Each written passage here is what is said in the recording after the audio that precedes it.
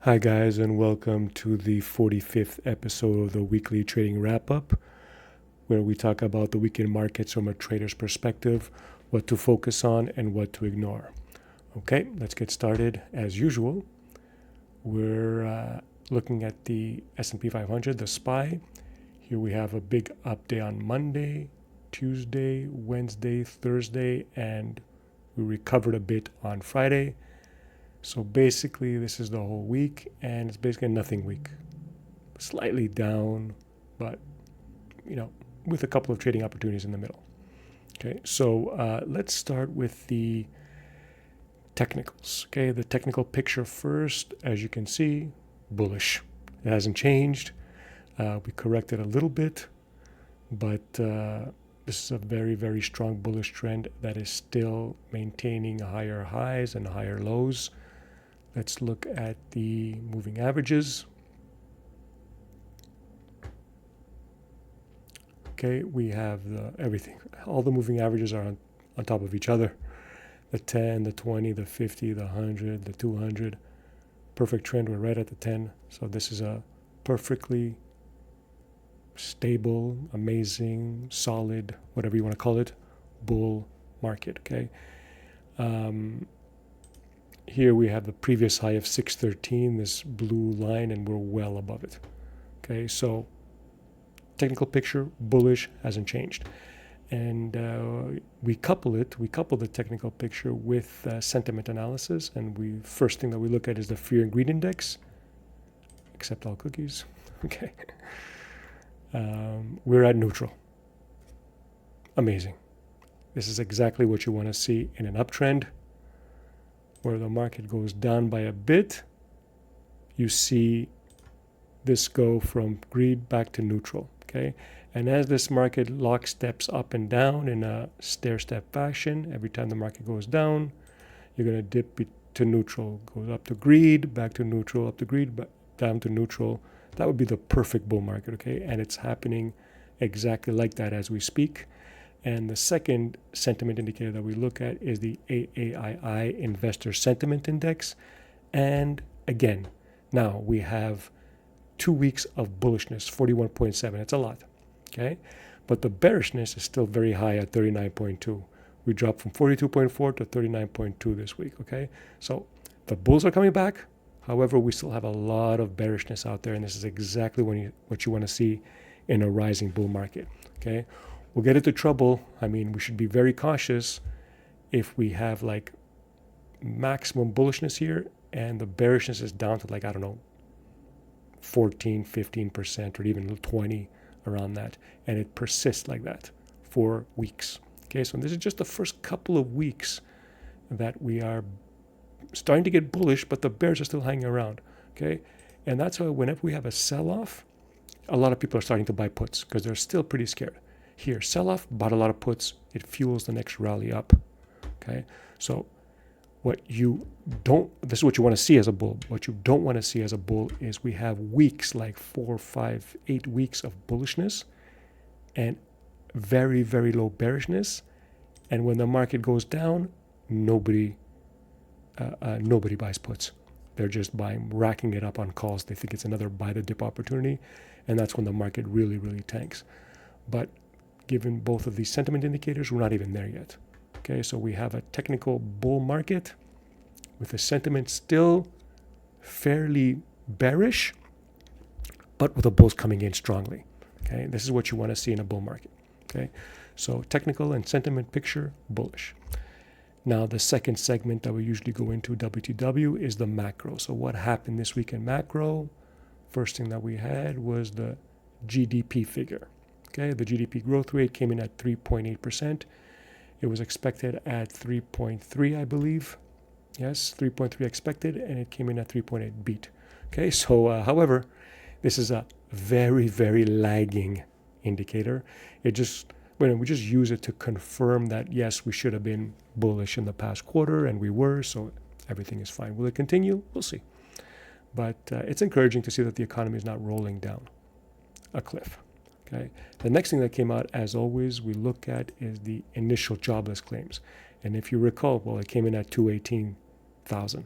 As you recall, 2 weeks ago it was 264,000. We were saying, whoa, be careful. This is a thing that we have to look at, because if it keeps going up, up, up, people are filing for unemployment, and the bears would have been right. However, the next week, boom, back down to 232, which was this past week.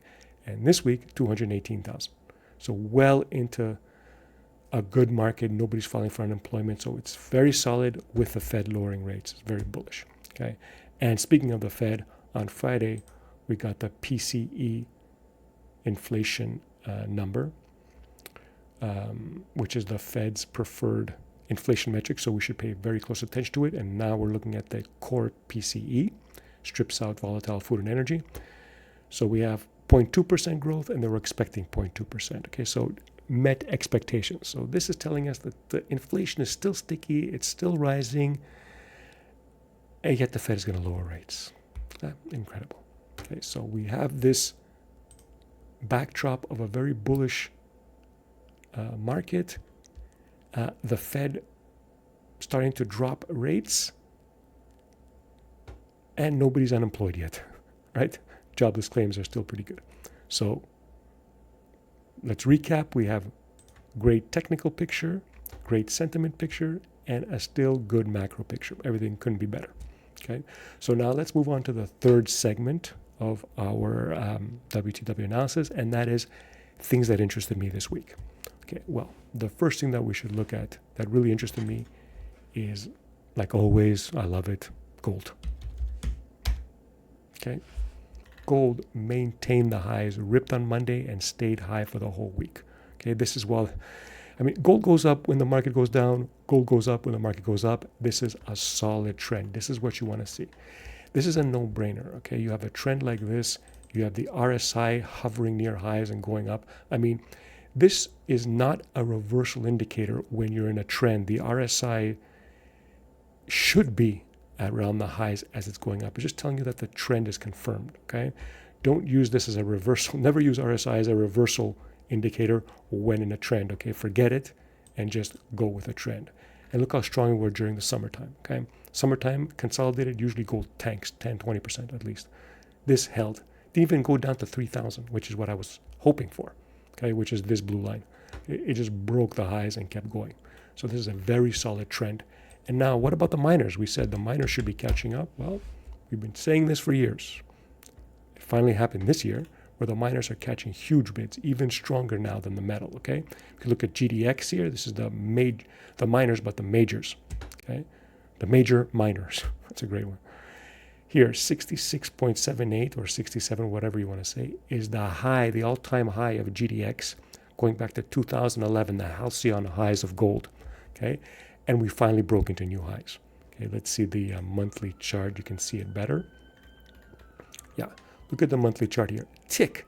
In 2011, October, it ticked to 67. Not even 1 month it lasted there.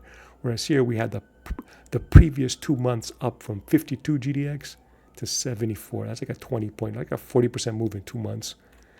Very strong and finishing at highs. Okay, this is a very strong breakout on a monthly long-term chart. And if we finish like this, which probably will, a monthly breakout on this pattern to new highs is very, very bullish for the longer term. GDX, the miners, okay? What about the juniors? GDXJ. Solid 2 months as well, but are they anywhere near their 2011 halcyon highs? Nope. As you can see, 179 is the all-time high, let's say, of the juniors in 2011. We're at 96. We could literally double, okay, and get to the highs. If these juniors were to act like the majors, it should be trading at around 210, even higher, because the juniors usually lead. They have a leverage, a rocket fuel move to the price of gold. And yet, no. This is where the opportunity is. This is where I'm positioned. Most of my portfolio is in the juniors right now. I've been selling the majors, and I'm concentrating more on the juniors because I think this is the bigger opportunity ahead. Okay, so this is a very good move. Breakout from this. If you're going into technical analysis, this is a stage 1, and now we're heading into stage 2. You want to be long in stage 2. Okay, this going down is stage 4. Okay, and then we go 1, 2, stage 3 is like a sideways consolidation at the top, and then stage 4 is this major decline. So now we're in stage 2 where you want to be buying. Okay, that's the Weinstein stage analysis if you're not familiar. Okay, so here in the gold space, we have gold at all-time highs, the major miners at all-time highs, but the juniors lagging behind. That's how it is. They have a very strong catch-up move to make. Now, what about silver? Silver is the other precious metal. Does it behave the same way? We're sticking with a monthly chart. We can see things better here. Actually, let's go to the daily here just to show you quickly how silver is acting very, very strong here. Look at it. Very, very strong. It's at $46 an ounce. Okay, for this month it's been tremendous. Okay, so let's go back to the monthly. So in silver, you have it almost to the $50 2011 halcyon highs. I'm going to keep saying it again. So they were at 50, but if we go even further back, let's see, let's double click and go further back. You can see the 1980 Hunt Brothers $50 spike high, and then they screwed them over. They changed the rules on them, and the price of silver went down. So here we have the double top, let's say, of silver at 50, and now we're approaching it here. We're approaching the 50 very strong. I think we get there, okay? So silver is close to the highs, okay? Not as good as gold, close to the highs, okay? Because, you know, central banks are not accumulating silver, they're accumulating gold. But this is a very positive sign. This is more retail driven. So you have silver here. What about the silver miners? The majors is SIL, the Global X Silver Miners. Okay, what about them? Their monthly halcyon highs were at 93 as an index. Yes, 2 months of solid moves, but they're only at 70. So the majors in the silver market are not at their highs. Neither is silver, but silver too is not at its highs. However, as you can see, silver is around here, let's say comparatively speaking, versus the miners. So the miners are acting with silver fairly close. Okay, not 100%, but 80%. They're acting along with silver at the same time. That's very good. That's not what happened with the GDX miners and gold. Gold went up and they waited a long time before they had their catch-up move. A long time. These guys are moving concurrently with massive volumes. Look at these volumes here. Monthly volumes are huge. Okay. So what about the silver juniors? SILJ. How are they performing? Any guesses before I click? New highs. You didn't expect that coming, did you? They're not lagging. Silver juniors are all the way at highs because, like I said, the gold juniors should be at this level because they have a levered move to the price of gold. And it's being reflected in the silver juniors. The silver juniors in the past 2 months went from like $15 to like 22. That's a huge move. That's like a 50% move in like 2 months. So this is why I keep saying that it's much more difficult to find investments or trades. And I like to hold, this is a longer term trade. So I don't like to say trade. It's almost like a quasi investment because you want to ride this longer term trend. These are my longer term holdings. And when you look for longer term holdings, you tend to do more of a fundamental analysis, and it's more difficult to find silver miners that are uniquely silver miners instead of like multi-metals. You know, silver is usually a byproduct of gold and copper and other things.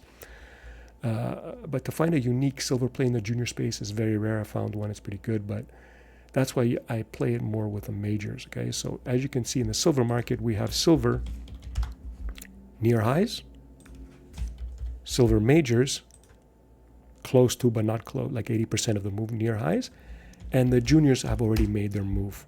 Okay, so that's why I don't think it's it's not an amazing play to go into the silver juniors. So, but it is maybe this still hold the silver majors, comparatively speaking, because I think silver and gold are going higher. So to reiterate in this gold and silver space, I think the big opportunity out of all silver, gold, silver majors, gold majors, silver miners, silver juniors, gold juniors, which is the best one out of those 6 spaces? The gold juniors. This is where I think the bigger opportunity is. Okay. Enough about gold. Everybody knows I love it. What else did I notice this week? Well, I saw that a company called Lithium Americas, LAC, let's get out of the monthly chart, day. These guys made a huge move on Wednesday. Okay, it was consolidating here and made a huge move on Wednesday because the U.S. government, Trump, might take a 10% stake in the company. Okay, and this now falls into my theme of the month, let's say, or of the quarter, whatever you want to call it, is the Trump minerals, what would you call it, strategic minerals play. Okay, Trump has announced beforehand that he will designate certain materials and metals as strategic for the U.S., and they will be onshoring them and producing them in the U.S., namely MP, which is rare earth elements, MP materials, when we talked about it months ago. After this move higher, this is when Trump announced that the U.S. government will give it a contract and start reshoring rare earth element production to the U.S. This is the big one here, MP materials for rare earths. So it ripped and it continued to go higher. Okay, it went from like $20 and now up to 80, and now it's at 68, 70, 68, 69. Okay, so this is a positive move. Whatever you want to think of it, I don't care what your politics are. If you're a free market guy, this goes against you. This really rubs you the wrong way because you don't want government involved in the means of production. I get it, but we're not here to be utopians. We're not here to say what should be, what could be, what's better for the country, what's better for people. That's for another say. We are traders. We're going to go with what we see and what is the likely outcome. And when a president says, I'm going to invest and give you money, give you government money, you meaning the company, that company's going to rip. Okay, so we have MP. And as you know, with MP, we had a trade in UUUU. I made a previous video on it where we played UUUU as a rare earth element proxy play because it too, although it is uranium mining, it also has rare earth element production. Okay, and as you can see, we bought it around here and we exited here. We'll talk about that later. But right now, we're talking about MP, the Trump strategic materials play, and this week's mover, Lithium Americas Corp. So I entered a position via option structure in Lithium Americas, thinking that it's going to go much higher. Because as you can see with MP, it went to the highs and broke it. With this, I think it can go to the highs, and I don't know if it's going to break it, but at least I'm hoping it can go around the $20 high in time. I gave my option strategy till January to play out, and I'm basically risking $1.50 to make $15 max. Okay, so that's like a 10-to-1 risk-reward ratio. Okay, we'll get into that later, but the most important thing here to note is that this week, this is my play. This is my Trump onshoring strategic materials play. Okay, and well, speaking of UUU, let's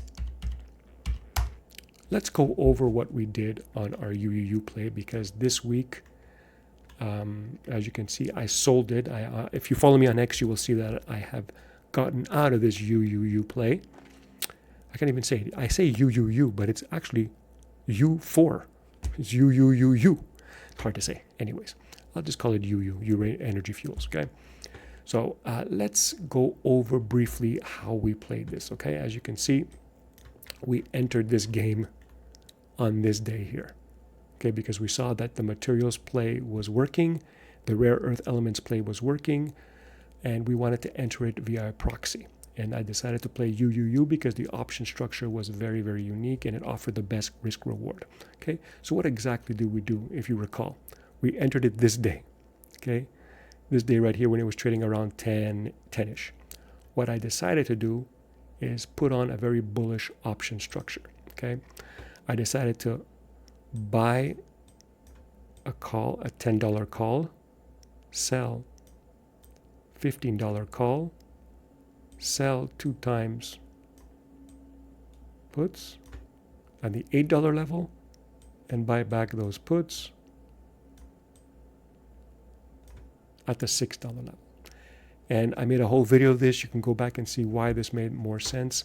And for this, we entered it basically free. Like basically, it cost us 10 cents, basically flat, to enter this position, okay? That wasn't our risk. Our risk is $2 for every 2 puts that we bought. And the gain is 5, 10 to 15, if it ever gets there, okay? So around here, because it's been like, we entered it on this day. Let's mark it here. A down arrow, we entered it on this day. It's been what was it? August, mid-August, and now it's like a month. September, we got out of it. Month, it's trading at 1671, but we got out of it this whole structure for, let's write it down, $3 and 75 cents. Okay, so basically we risked 10 and we got out of it at 375. However, before that point, before we got this maximum gain, okay, we waited here until the market ripped to get rid of this put position. Okay, this was a strategic move. So we got rid of this position. We bought it back at 10 cents. Okay, we sold it at about 45 cents. 10 cents. Whatever, 10 cents. Okay, it looks bad, but whatever, 10 cents. By buying back at 10 cents, we de-risked our entire structure here. So before we had a $2 potential loss, and now because we bought it back at 10 cents, our maximum loss now was 26 cents, not $2. Okay, so 26 cents was around this, I don't know, maybe 2-3 weeks later when it ripped. We got rid of the two puts. We kept these in case it ripped, went down again, and tried to sell them. We can even sell them now for like 2 cents, recoup it. Doesn't really matter. The point is that we got out of this whole structure for 26 cents by buying this back, completely de-risking it, and we made $3.75 on it. So that is like, I don't know, 14x return to 15x, something like that. 14x return on this trade, great move. We realized, I mean, the maximum gain was $5, and maybe if we waited till expiry in a couple of months, we would have gotten the full $5, not the 375. But we're realizing about 75% of the gain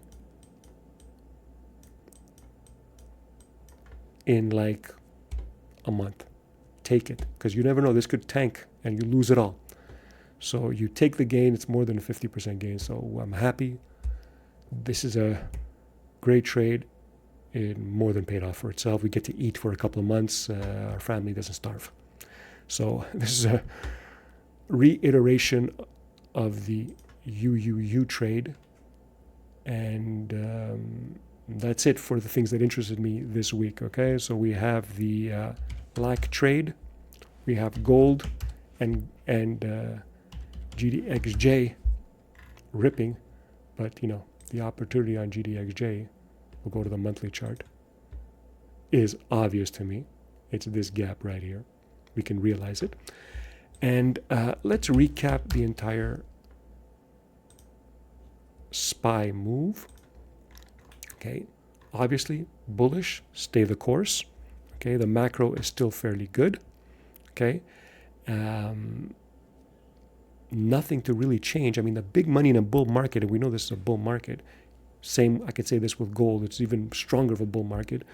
But the thing is, in a bull market, you want to hold. You want to have your long-term positions and hold, and maybe play around with them. But the big money is holding for the big gain until the market tells you to get out, not your feelings. Okay, so you enter your trades when nobody wants to be in those trades, and you exit when everybody wants to be in those trades. So that's what we've been doing this week, the past week, and for this entire year, and throughout the whole WTW episodes. And follow along with us, and looking forward to next week. Oh, and one more thing before I leave. We are entering Monday and Tuesday will be the last 2 days of the month. So I predict that those will be bid. We will have some kind of window dressing. So bullish for the next 2 days. After that, we'll see. We're not going to, make any predictions. We're just going to go with what the trend is telling us to do. So later, guys.